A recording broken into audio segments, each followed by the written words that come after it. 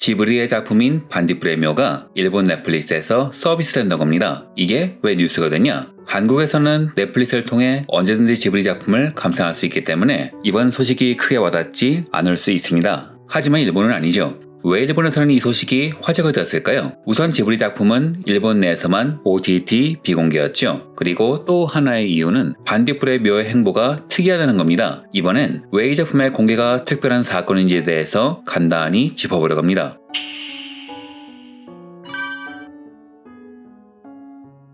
넷플릭스가 지브리 작품의 스트리밍 권리를 확보한 것은 2020년 2월입니다. 이때 확보한 작품 수는 총 21개로 이때 넷플릭스가 제공한 판권비는 추정치긴 하지만 작품당 100억엔, 21개 작품이니 2100억엔, 하나로 약 2조 1천억 원으로 추정됩니다. 물론 루머란 말도 있으니 걸러들어야겠지요. 하지만 넷플릭스의 독점 계약한 건 확실합니다. 단 이때 조건이 있었는데 미국, 캐나다, 일본 등의 3개 국가에서 공개하지 않는 것이었죠. 우선 일본 내에서 공개 못하는 이유를 설명하기 전에 미국과 캐나다의 사정을 설명하겠습니다. 왜 미국과 캐나다에서도 공개를 못하느냐? 미국과 캐나다에는 지브리 작품의 서비스 권한을 일본 거대 배급사 도호의 절사인 G키즈가 갖고 있기 때문입니다. 원래 미국 내 지브리 판권은 디즈니가 갖고 있었지만 디즈니는 이 작품 중 일부를 필요에 따라 공개하면서 모든 지브리 작품을 적극적으로 사업화하지는 않았다고 합니다. 이러니 지브리 입장에서는 아무래도 많이 아쉬웠겠죠. 이런 상황에서 G키즈가 2011년 디즈니로부터 지브리의 미국 시간 판권을 모두 인수했지만 미국 내에서는 도호의 영향력도 일본 같지는 않아서인지 제대로 개봉조차 되지 못하는 상황이었죠. 하지만 이후 극장의 시대가 끝나고 OTT의 시대가 열리면서 HBO Max를 통해 지브리의 모든 콘텐츠를 공개하기 시작했습니다. 즉 미국의 배급권은 도호의 자회사인 G키즈가 갖고 있으며 도호는 이를 워너브로더스의 OTT인 HBO Max에 서비스하고 있으니 경쟁사인 넷플릭스에서는 서비스 되지 못하는 것이죠.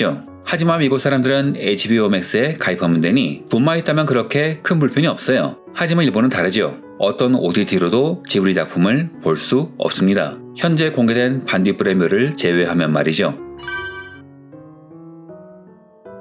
자, 그렇다면 이런 현상이 벌어진 이유는 뭘까요? 우선 일본 내에서 지브리 작품이 공개되지 못하는 이유에 대해서 설명하겠습니다. 정답은 방송사인 니폰 테레비, 이하 니테레 때문입니다. 원래 지브리는 OTT에 일절 방송하지 않겠다는 입장이었습니다. 왜냐면 니테레는 지브리의 제작위원회 중 한 명이며 TV 시청률에서 나오는 광고 수익을 놓칠 수가 없었기 때문이죠. 하지만 2020년에 방침을 크게 전환하여 넷플릭스로 배포를 시작했습니다. 그리고 그 성적은 실로 놀라울 정도였죠. 특히 하울의 움직이는 성과 센과 치히로의 행방불명은 안정적으로 600만에서 700만 이상의 시청수를 기록하는 넷플릭스의 효자 상품이 되었죠. 즉 광고 수익이 없는 해외에는 넷플릭스로 공개해서 수익을 얻고 광고 수익이 큰 일본에서만 막아놓은 것이죠. 그런데 이런 와중에 반딧불의 묘가 전례를 깨고 일본 넷플릭스에 공개된 겁니다. 일본에서 인기가 많은 지브리니 이게 화제가 된 것이고요.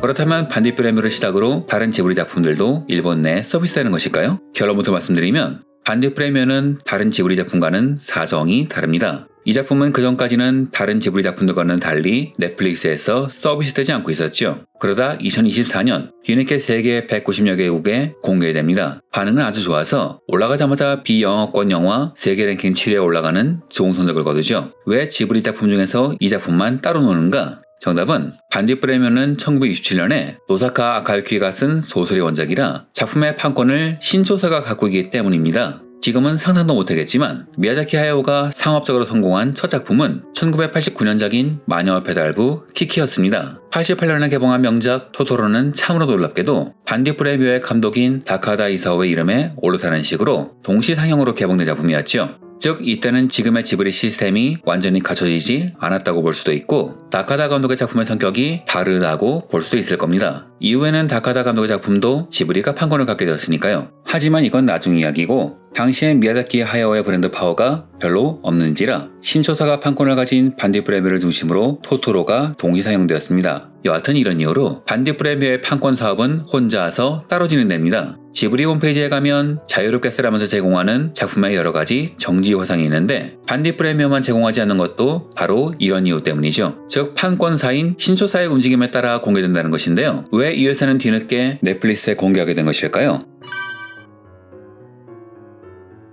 지브리 작품은 매년 한 번씩은 TV에 방송되며 하나의 작품은 2년에 한 번씩 교차 방영되며 방영될 때마다 두 자리 시청률을 기록하죠. 하지만 이 중에서 반딧불의 유일하게 시청률이 한 자릿수로 지브리 작품 중에서 가장 낮았다고 합니다. 특히 2018년엔 다카하다 감독의 추모 방송이 있었음에도 시청률이 6.7%에 불과했죠. 이런 상황이 벌어진 이유는 아마 이 작품이 편하게 볼 내용이 아니기 때문이라고 합니다. 반딧불의 묘의 주인공은 어린 두 남매입니다. 아버지는 전쟁에서 전사하고 어머니도 공수 때 사망하죠. 이들은 이후 냉대에 시달리며 전전하다가 동생은 병으로, 오빠는 굶어 죽습니다. 다른 지브리 작품이 어떤 형태로든 희망을 이야기했다면 이 작품은 완전한 비극으로 마무리 지어지죠. 즉, 가족들이 편하게 볼 작품이 아니란 겁니다. 리텔에는 단순히 시청률만 신경 쓰는 게 아니라 지브리 작품의 코어 시청자층의 시청률, 13세부터 49세까지의 광고 타겟 시청자의 시청률을 신경 쓰죠. 즉, 타겟 광고층을 명확히 노리고 방영을 하는데 그러면 또 시청률이 낮아 방송이 어렵다는 판단을 했다고 합니다. 그 이유를 일본 내에서는 주제가 너무 무거워서 아이들에게 받아들여지지 않는다. 시대적으로 맞지 않은 내용이라 어른들에게도 홍이 없다. 이렇게 말합니다. 개중에는 우경을 추진하는 일본 정부의 방향과 반전 성향의 내용이 맞지 않아서라는 루머도 있죠. 즉, 반딧불의 묘는 점점 방영되지 않게 되고 이러니 판권사의 수익도 이에 맞춰 떨어지게 되는 거죠. 그래서 처음에는 탐탁지 않게 여겼던 넷플릭스를 눈여겨보고 복잡했던 판권 관계를 정리하여 이번에 공개한 겁니다. 그 전까지는 판권 문제가 복잡한 데다 OTT의 영향력을 제대로 인식하지 못해서 적극적으로 나서지 않았지만 일본에서 점점 OTT의 힘이 세지면서 상황이 바뀌었어요. 코로나 이전까지만 해도 넷플릭스의 입지는 낮았습니다. 애니메이션 제작사도 돈 되는 작품은 방송사에 팔고 큰 수익이 안 될 것 같은 작품이라던가 혹은 방송사가 거부한 수준 낮은 작품들만 공개했었죠.